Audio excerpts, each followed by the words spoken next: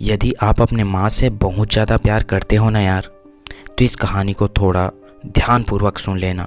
ये कहानी आपके आँखों में आंसू ला देगा और अपनी माँ के बारे में सोचने का तरीका बदल देगा।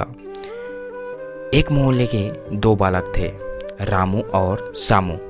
दोनों एक ही विद्यालय में पढ़ाई करते थे, लेकिन एक दिन अचानक से मध्यावकाश के दौरान रामू घर आया और बोला, माँ मुझे बहुत ज़्यादा भूख लगी है, मुझे रोटी खाने को दो। उस दिन घर में रोटी नहीं बनी थी। माँ ने कहा, बेटा बैठ जाओ, कुछ देर बाद मैं रोटी बनाकर तुमको देती हूँ। रामू अभी छोटा और बहुत जिद्दी था।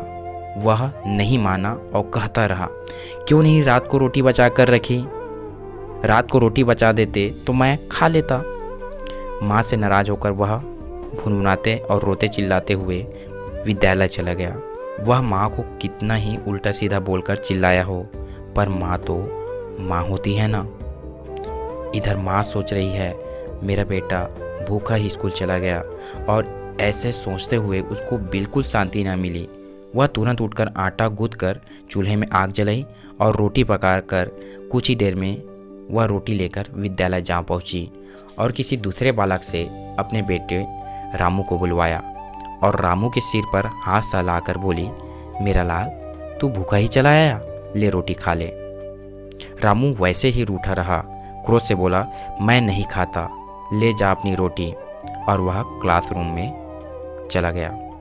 माँ बेचारी व्याकुल होकर उसके अध्यापक के पास आई और बोली, सर लड़के को छुट्टी दे दीजिए, वह रोटी खा लेगा। अध्यापक ने कहा, रामू जाओ रोटी खाकर आओ। रामू बोला, सर मुझे भूख नहीं लगी है, मैं नहीं जाऊंगा।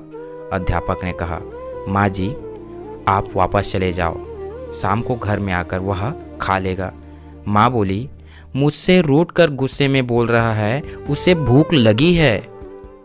और इस प्रकार अध्यापक सुनकर गुस्से में बोला, नहीं खाता तो ना खाए, आप कृपया करके घर जाइए।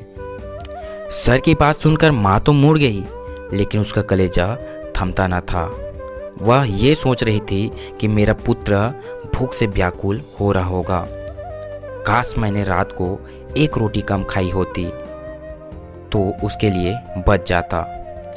और इस प्रकार विचार आया कि सामू की माँ से मिन्नत करूं। उसके पास गई और बोली, मेरा बेटा रूठ गया है, इसीलिए उसने भोजन नहीं खाया, आप स्कूल जाओ, यह रोटी ले जाओ। अपने पुत्र सामू को बुलाकर कहना कि वह भी रोटी खा ले और मेरे बेटे को भी खिला दे।